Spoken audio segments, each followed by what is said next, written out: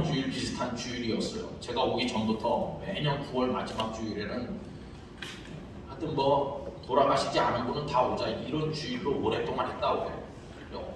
이제 엊그제가 그날이었죠. 엊그제 제법 많이 안 오던 분들이 많이 오신 것 같더라고요.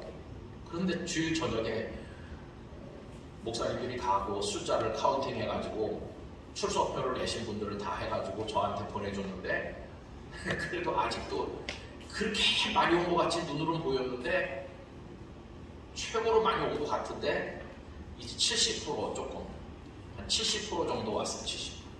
아직도 30%는 총동원 주일이 돼도 안 오는 거예요.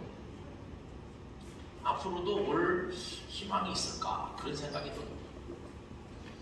그래서 목사님들이 출석 가지고는 이 교회가 유지되고 있는지 유지가 안 되고 있는지를 판단이 잘 안 되기 때문에 간접으로 헌금이 줄었냐 아니면 헌금이 유지되고 있냐 이걸 가지고 이제 간접적으로 요새 확인을 하죠. 근데 저희 교단 보고에 의하면 코로나 이전보다 한 10 내지 15% 헌금 액수가 줄은 걸로 나옵니다. 그 중에 아주 드물게 조금 늘었다는 교회들도 물론 있긴 있어요. 그렇지만 이게 계속 비대면이 오래가고 교회 안 오는 사람들이 계속 4년, 5년, 6년 계속 안 오고 집에서만 있을 때 얼굴을 보지 않는데 믿음이 자라겠어요. 그게 헌금이 되겠어요. 또 헌금을 보낸다고 고마워해도 되는 겁니까? 사람이 안 오는데.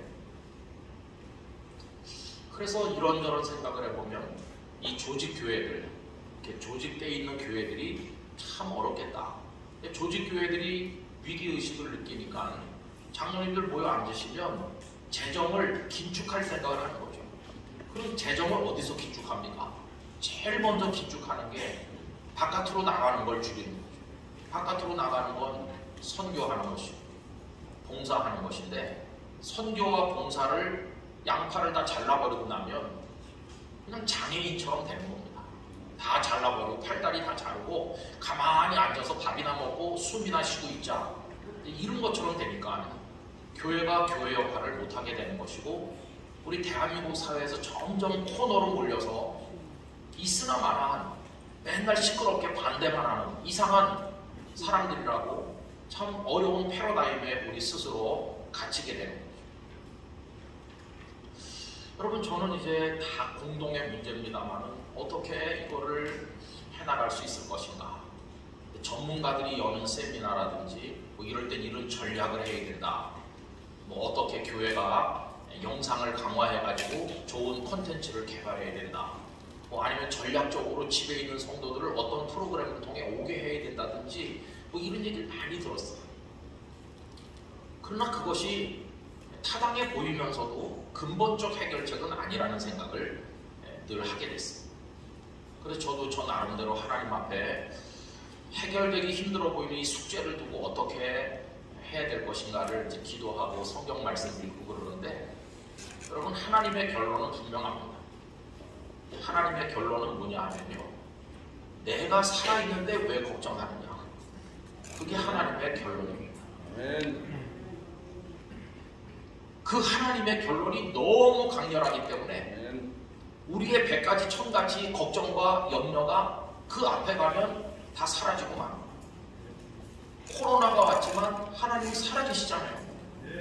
내가 살아있는데 내가 교회를 사랑하는데 넌 무슨 걱정을 하느냐. 여러분 그러면서 이제 제가 크게 감동받은 게 사도행전의 말씀이었습니다.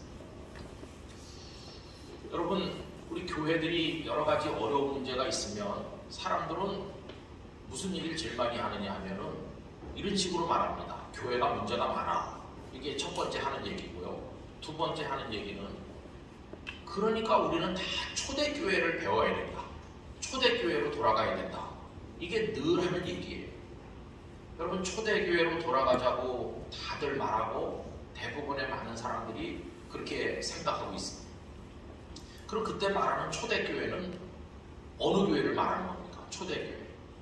초대교회는 물론 우리나라의 선교사들이 와서 복음을 처음 전했던 그때 교회들도 초대교회겠지만은 우리가 말하는 초대교회는 사도행전에 나오는 특별히 예루살렘부터 시작된 바로 그 교회를 말하는 거죠.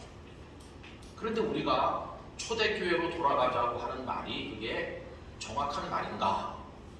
여러분, 우리가 초대교회로 돌아가자는 말은 굉장히 많이 왜곡되게 쓰이고 있다는 사실을 알 수 있습니다. 왜 그러냐 하면요, 우리가 사도행전의 교회를 초대교회라고 했을 때 얼마나 왜곡되게 쓰고 있는가를 잠시 말씀드리려고 하는데, 우리 한국교회가 생각하는 그 사도행전 교회, 매력 있는 교회는 사도행전 1장, 2장, 3장까지만입니다. 우리 3장까지만 좋아해요. 3장까지. 거기까지만 우리가 배우고 싶어하는 초대교회입니다. 그럼 왜 1, 2, 3장이 우리에게 매력이 있을까요? 우선 1장은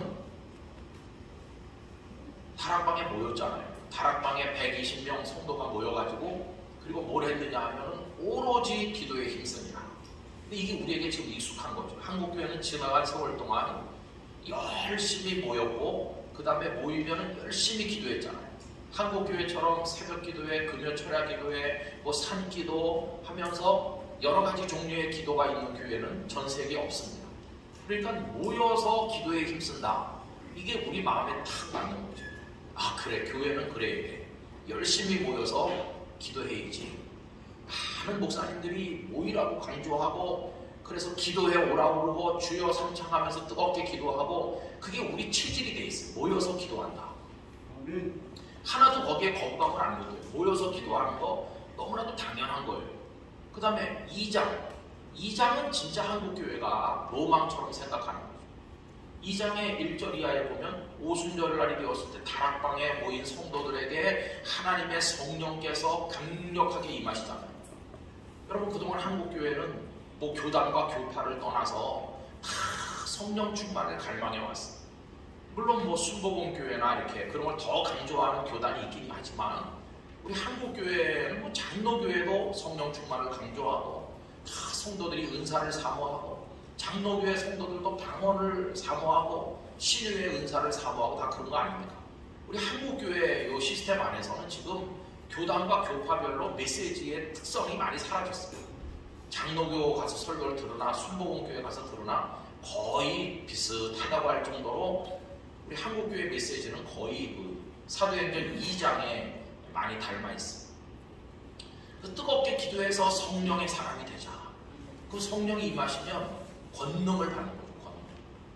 그리고 방언의 은사를 비롯한 갖가지 은사가 임해서, 그래서 그 오순절에 여러 나라에서 어마어마한 순례자들이 예루살렘에 모였는데, 방언하는 것을 보고 사람들이 술에 취했다고 조롱하니까 베드로가 설교를 시작했죠. 우리가 술에 취한 것이 아니라 요엘 선지자의 예언하신 말씀이 우리에게 이루어진 거라고 하면서 쭉 이야기해서 사도행전 2장에 베드로의 설교가 나오는데, 결국은 예수 그리스도의 십자가와 부활 얘기라고, 예수님의 십자가와 부활, 복음을 얘기하거든요. 이게 말하면 복음 선포, 복음 전도를 하는 겁니다.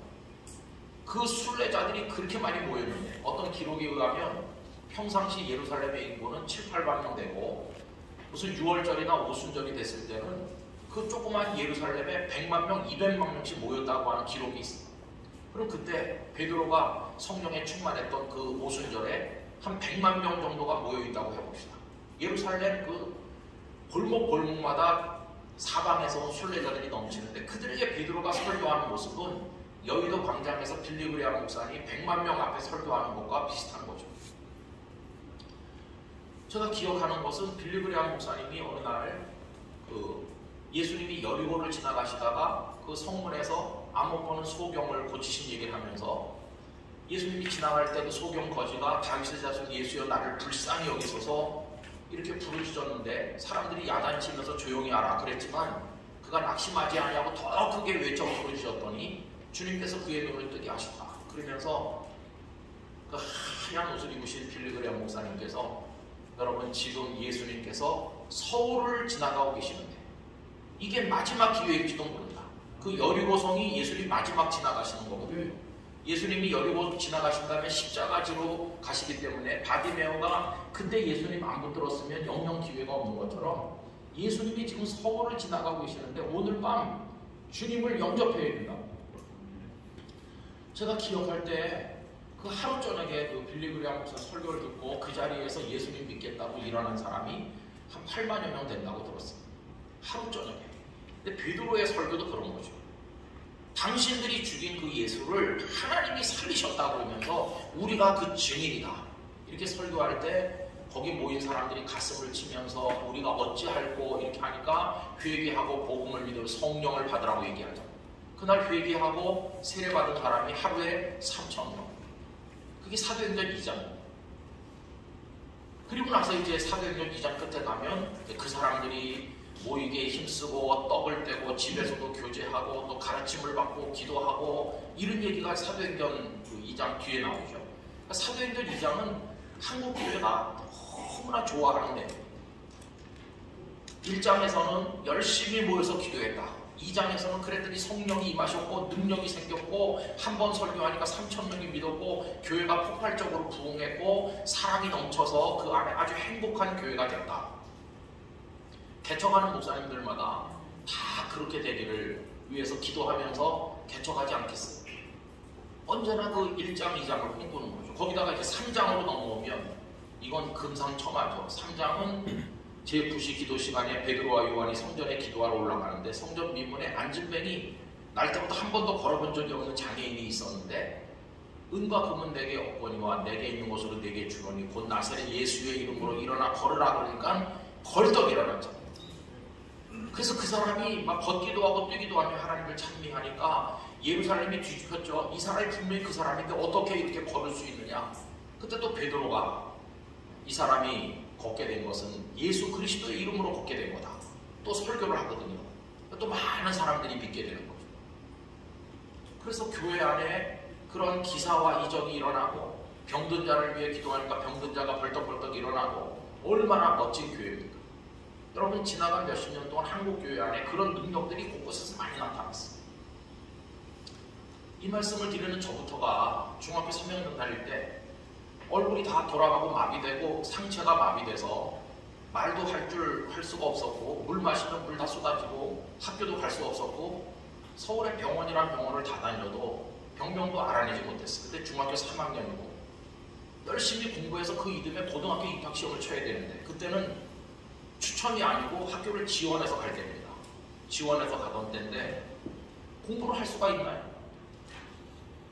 그래서 참 고통받았습니다. 4월 5일 식모기일부터 아프기 시작해서 11월 말까지 한 7달 정도 희망 없는 병을 앓았거든요. 처음에는 그래도 의사가 나를 고치겠지 이렇게 생각하다가 여름이 지나니까 희망이 없어졌어요. 온갖 민간요법 다 해도 안 되고 그래서 이제 가을이 되면서부터는 완전히 낙심했어요. 저는 목사 될 생각이 요만큼도 없었습니다. 9월달 되니까 어떤 권사님이 너 목사 되겠다고 서원해봐라. 그래서 하나님 앞에 타협했습니다. 고쳐주시면 목사가 돼보겠습니다. 그러고 해도 아무 그게 없어요. 여러분 저는 그때 현신의 권사님 아세요? 변계량 권사님이라고 병자 안수기도 하던 우리나라 유명한 분들 아시죠? 뻔질나게 그 현신의 권사님, 변계량 권사님 가서 길 쭉 줄 서가지고 앉아서 이렇게 엉덩이 걸음으로 다가가면 그분들이 머리 만지고 등 만지고 안차한다고 그러는데 그런 거 많이 했습니다. 또 뭐 낫는 것도 없고 그래도 마지막 희망은 하나님밖에 없습니다. 그러고 있는데 어떤 분이 저보고 요 서대문 로타리에 가면 조용기라는 젊은 목사 나이 40도 안 된 목사가 있는데 대단하다고 그러더라. 거기 병자들이 많이 온다고 그러는데 가보라. 수요일 저녁에 병자를 위해 기도해 주는데 가보라. 그래서 제가 수요일 저녁에 갔죠. 어머니 아버지랑 일찍 갔습니다. 저는 그 현신의 원사님 기도원처럼 한 사람씩 하는 줄로 알고 일찍 가야 빨리 하고 집에 오려고 일찍 가서 한 서너 시에 가가지고 막 거의 앞에서 두 번째, 세 번째 자리에 앉아있습니다. 몇 시간을 기다려가지고 이제 드디어 수요 기도회가 시작된 거죠. 수천 명이 꽉 차게 앉았어요. 여의도로 그 교회가 가기 전입니다. 여의도로 옮기기 전에 1층, 2층 입추의 여지가 없이 앉았는데 그리고 조용기 목사님 나오셔서 한 30분 설교하고 그리고 이제 이 많은 사람을 어떻게 기도해 주나 했더니 기도를 그렇게 해주는 게 아니더라. 목사님 하는 말씀이 그냥 다 각자가 아픈 사람 그 자리에 일어나라. 그래서 일어났죠. 근데 저는 드문드문 일어날 줄 알았어요. 그랬더니 전원 다 일어나더라고요. 굉장히 야속하더라고요. 미래에 아플 것까지 대비해서 일어나나 보다 이렇게 생각이 들었고, 은혜가 요만큼 내려오는데 뜯어먹으려는 사람이 너무 많이 와가지고 내 입에 들어오는 게 없겠다 그런 생각이 들었어요. 어쨌든 각자가 자기 아픈데 손을 대는데 뭐 손 2개 가지고 다 할 수가 없어요. 얼굴도 그렇지 뭐 몸도 그렇지. 옆에 어머니 아버지가 이제 이렇게 하고 기도했습니다. 그러더니 다 앉으라고 본 다음에 목사님이 오늘 기도하는 동안에 하나님께서 영감으로 응답하셨는데 얼굴과 상체가 아픈 사람 고쳐주신다고 했다. 그런 사람이 있으면 일어나보라고 하는데 아무도 안 일어나는 거예요. 몇 번씩이나 일어나라고 계속 재촉하는데도 아무도 안 일어나는 거예요. 그러더니 이제 어머니가 너다 너야 너. 그리고 제가 일어났죠. 목사님이 여기 한 명 일어났다.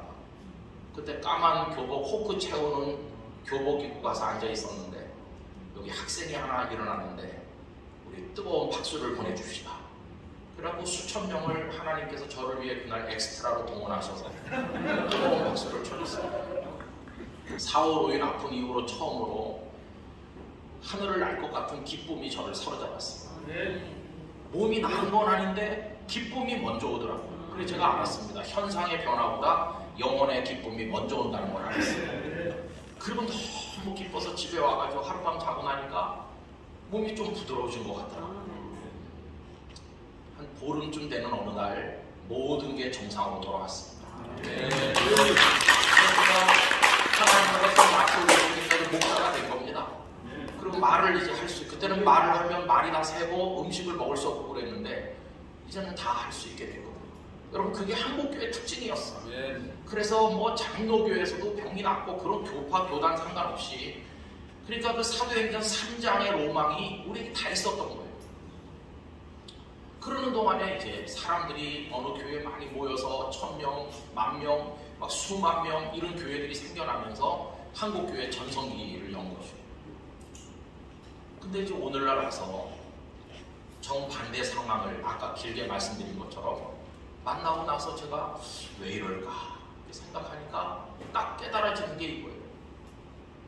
너희들은 사도행전 3장까지만 좋아하지 않느냐. 그 다음은 너희들은 좋아하지 않는다. 4장 이후는 너희들은 좋아하지 않는다. 초대교회로 돌아가자고 말하지만 초대교회는 그 뒷부분도 초대교회인데 너희들은 뒷부분에 있는 초대교회는 배울 생각이 없고 오로지 1장, 2장, 3장만 좋아하는 거야. 그래서 병든 교회가 된 거다. 여러분 열심히 모이죠. 뜨겁게 기도하죠. 그리고 성령의 충만함이 있죠. 말씀을 전해서 매일같이 새신자가 몰려들어오죠. 예배당이 작아서 더 큰 예배당, 더 큰 예배당 짓죠. 병든 자가 일어나서 간증하죠. 초청 집회를 하면 막 엄청나게 오죠. 거기까지가 한국교회였어요. 근데 그러면서 교회가 커지고 목회자가 이름이 나면 거기 이제 부패가 일어나기 시작했어요. 하나님의 영광을 차지하는 사람들이 나타났고 그 교회가 무슨 세력이나 되는 것처럼 주님의 피로 값주고 사신 교회가 개인의 전유물처럼 되기도 하고 많은 영적 문제가 나타나고 교회들이 세상의 TV에서 조롱받는 그런 상황이 오게 된 거죠. 그 왜 그럴까? 여러분 4장 이후를 좋아하지 않아서 그렇습니다. 4장부터는 무슨 얘기 나오나요? 전혀 다른 얘기가 나옵니다. 4장에는 사내들인 공회에 끌려가는 얘기가 나옵니다. 끌려간다. 신문 나간다. 위협당한다. 얻어맞는다. 감옥에 간다. 그게 그 뒤에 나오는 얘기입니다. 그러다가 7장에 오면 스데반 집사님이 돌에 맞아 순교하셨죠. 죽는다. 그리고 이제 8장으로 넘어가면 사울이 스데반의 죽음을 당연히 여겼다. 이렇게 나오면서 예루살렘에 그날에 큰 박해가 일어나서 사도를 제외하고 모든 사람들이 다 뿔뿔이 흩어진다 하는 말씀이 나옵니다. 여러분 그 2장에서는 1장에서는 열심히 모여서 기도하고 또 수천 명이 늘어나서 또 모이고 또 모이고 이 모이는 교회로서 매력이 있었는데 그 뒤에 나오는 교회는요 모이는 교회가 아니라 다 흩어지는 교회였던 거예요. 흩어지는 교회. 지금 우리 목사님들이 어디서 목회를 하고 사역을 하든지 가장 두려워하는 게 뭡니까? 흩어질까봐 두려워하는 거예요. 코로나 끝났는데도 왜 안 모이지? 이게 지금 가장 큰 고민거리 아닙니까? 내가 어떤 직장 선교라든지 뭘 하든지 옛날에는 신우에 100명 모였는데 요새 20명밖에 안 모이네. 다 어디가 있는 거지? 이렇게 다 흩어진 것 때문에 우리 지금 두려워하고 있잖아요. 근데 초대교회가 흩어지는 교회였던 거예요. 흩어지는 교회. 그래서 제가 깨달은 게 이겁니다. 아, 흩어지는 게 이상한 게 아니라 당연한 거였구나. 흩어지는 게 잘못된 게 아니라 교회가 가져야 될 당연한 속성이었구나. 초대교회로 돌아가자고 말하려면 흩어질 각오가 돼 있어야 되는구나. 흩어질 때 오히려 교회 복음이 사방으로 확대되는구나 하는 걸 알게 됐어요. 여러분 뭐 8장 1절 2절 쭉 보면 ht어진 사람들이 믿음 다 버리고 도망간 게 아닙니다. 흩어진 사람들이 흩어져 가는 데마다 예수님의 생명의 복음을 전도했거든요. 빌립 집사님은 사마리아에 가서 전도했거든요. 그러니까 흩어지는 게 패배가 아니라 복음이 쫙 퍼져나가는 승리였거든요. 하나님께서 제게 가르쳐 주시는 거예요. 너희들이 잘못 생각하는 게 있다. 왜냐하면 모여있으면 능력 있고 모여있으면 행복하고 모여있으면 잘 되는 것 같지만, 그리고 너희들은 흩어지면 다 불이 꺼지고 흩어지면 끝날 것처럼 보이지만 그렇지 않다. 흩어져도 불이 꺼지지 않는다. 그걸 가르쳐 주시는 거예요. 그러면서 저에게 이런 감동을 주시더라고요. 모였을 때만 불이 붙는 성도는 잘못된 성도다. 장작이 함께 모여야 잘 타는 건 맞는 말이지만 진짜 제대로 된 성도라면 거기서 그 성도를 하나 빼내서 따로 놔도 불이 꺼지지 않고 세상에 횃불이 될 수 있는 성도가 되도록 키우면 된다는 것입니다. 흩어져도 복음의 능력을 나타낼 수 있는 성도가 되도록 그렇게 만들면 그림에 희망이 있는 것입니다. 그래서 여러분, 저는 우리 직장 선교 같은 거는 흩어진 선교라고 생각합니다. 우리 사회 곳곳에, 직장 곳곳에 흩어져 있잖아요. 흩어져 있는 게 연약하거나 패배하는 게 아니라 거기서 정말 중요한 하나님 나라 복음을 확산시키는 역할을 감당하는 거 아니겠습니까? 각자가 흩어져 있는 곳에서 복음의 불씨를 밝힐 수 있다면 한국교회는 모이는 숫자가 줄어든다고 절망할 게 아니라 우리나라 전체로 복음이 아래서부터 퍼져나갈 것이라고 저는 생각합니다. 숙제는 뭐냐면 우리가 그런 사람을 키워낼 수 있느냐가 문제죠. 억지로 끌어다가 1시간 앉아있게 했다가 오라고 하지 않으면 예배도 못 오는 허약 체질에 그런 사람만 많이 모아가지고 그건 부흥이 아닙니다. 여러분, 후안 카를로스 오르티스 목사님의 책들을 읽으셨을 겁니다. 거기 보면 그분이 숫자가 늘어난다고 부흥이라고 생각하는 건 무서운 착각이다. 만약에 숫자가 늘어나는 게 부흥이라면 불경기에도 꾸준히 부흥하는 곳이 있는데 공동묘지다. 공동묘지는 매일같이 새신자가 등록하는 교회나 마찬가지예요. 그러나 공동묘지는 아무 움직임이 없거든요. 계속 늘어나는 게 묘지지만 다 죽은 자들만 있기 때문에 교회 아무리 사람이 많이 모여도 영적으로 다 죽어서 흩어보내면 다 불씨가 꺼져버리고 나 하나님 안 믿어요. 그런 사람만 많이 모아다가 놓으면 그거는 교회가 아니라는 거죠. 다 흩어놔도 각자 있는 곳에서 예수님만이 생명의 구주임을 고백하며 그 복음을 전도하는 한 사람 한 사람 한 사람을 가정과 직장에서 많이 만들어낼 수 있다면 그게 이제 한국교회가 능력 있는 교회가 되는 비결이라고 생각을 하는 것입니다. 여러분, 그렇게 할 때 우리가 뭘 믿겠습니까?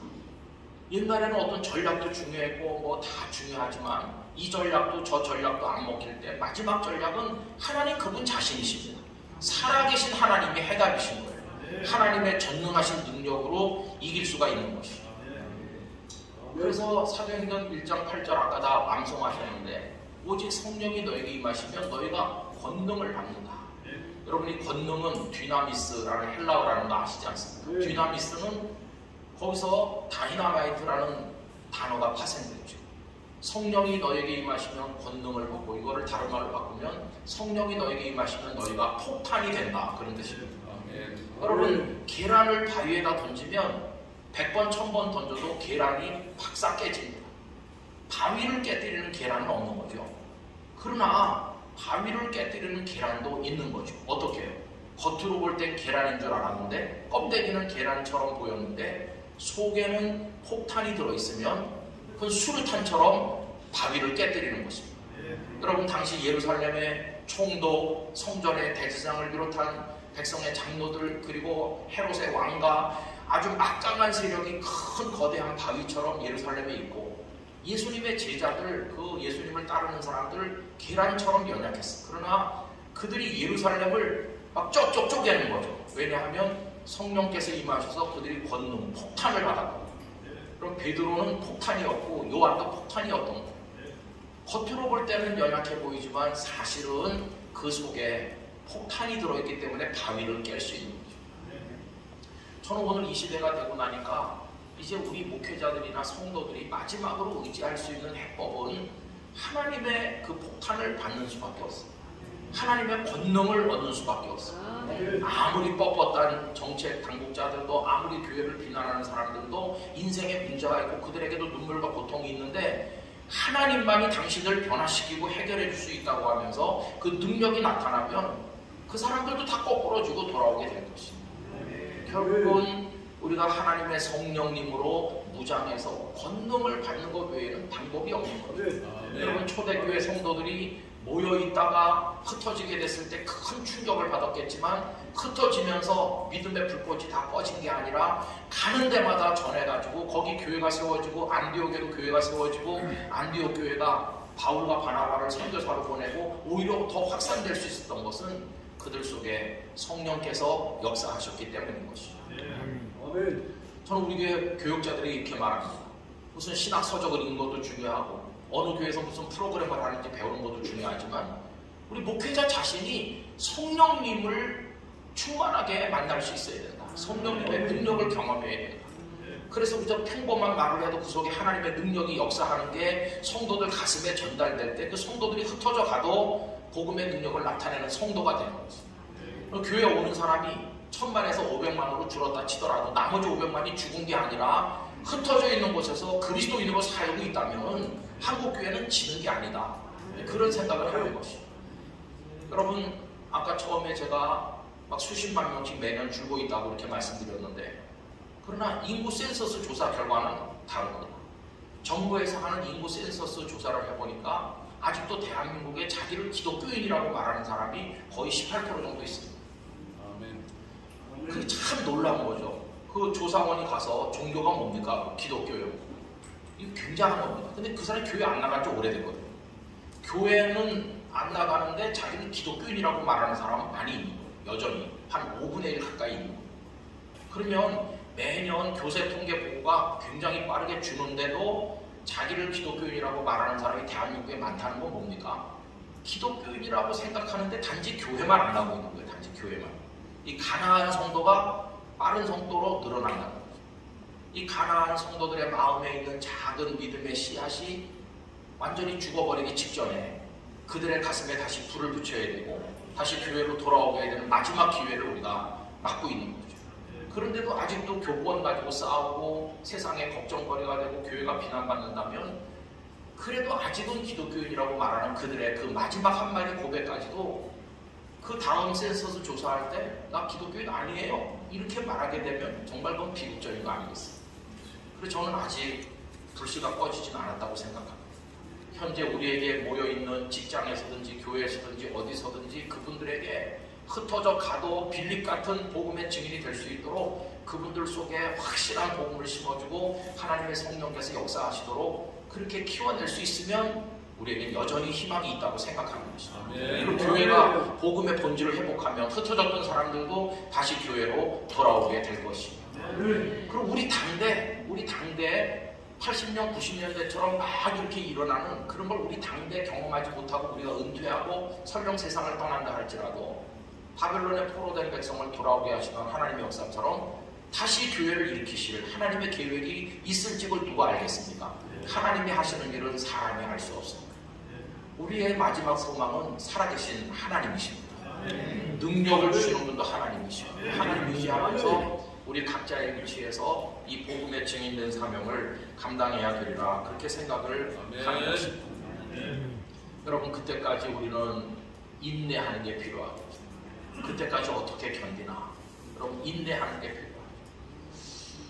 초대교회와 인내의 다르라고 하는 책이 있죠. 그 책에 보면 참 놀라운 얘기를 하고 있습니다. 그 저자가 초대교회가 굉장히 부흥돼가지고 로마 제국이 복음 앞에 무릎을 꿇은 것은 그분들이 열심히 복음을 전했기 때문이라기보다는 그 어려운 때를 인내했기 때문이다.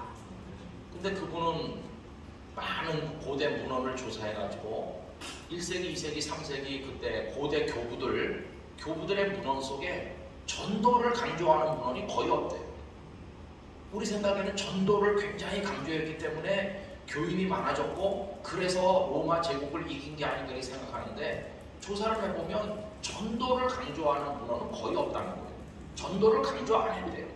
그럼 어떻게 그때 교회가 그 로마 제국이 그렇게 핍박하는데도 교인이 늘어났냐 했더니 삶 속에서 눈물 흘리면서도 하나님의 살아계심을 믿고 인내함으로 고난을 견디고 시장에서든지 가정에서든지 길거리에서든지 어디서든지 그리스도인답게 살아갔던 그 한 사람 한 사람의 삶이 입으로 전하는 전도보다 천배만배 능력 있는 전도가 되었고 핍박자들까지 두 손 들게 만들고 결국은 제국을 무릎 꿇게 만들었다. 오늘 이 어려운 시대는 인내하는 법을 배워야 됩니다. 세상이 우리를 비난해도 우리 그렇지 않아요 이렇게 맞짱 붙으며 싸울 필요가 없고 인정할 거 인정하고 우리의 부끄러운 걸 회개하면서 인내하는 거죠. 교회가 어려워도 인내하고 우리의 사역의 현장이 어려워도 인내하고 그 인내는 곧 눈물의 기도가 되는 거고 눈물로 기도할 때 하나님께서는 우리에게 힘을 주실 줄로 믿습니다. 예레미야처럼 아무도 내가 전하는 말을 듣지 않는다 할지라도 나는 마지막까지 예수님만이 생명의 구주임을 전하겠습니다. 그런 각오가 우리에게 필요하다고 생각을 하는 것입니다. 하나님께서 우리를 사방으로부터 놓으셔서 사역을 감당하게 하셨는데 여러분 그런 소망을 가지고 하나님을 의지하면서 우리에게 언제까지 기회를 주실는지 알 수 없지만 그때까지 최선을 다하게 되기를 원하는 것입니다. 오늘 이 컨퍼런스를 통해서 우리 동역자들께서 큰 다짐과 용기를 새롭게 가지게 되시길 바라고 초대 예루살렘 교회 역사하시던 성령께서 흩어지는 시대를 살고 있는 우리 안에 역사하셔서 우리에게도 큰 은혜를 허락해 주시기를 간절히 기원합니다. 하나님의 위로와 격려가 우리를 품어주시기를 진심으로 기원합니다. 기도하겠습니다. 아버지 하나님, 어려운 때를 만난 것 같습니다.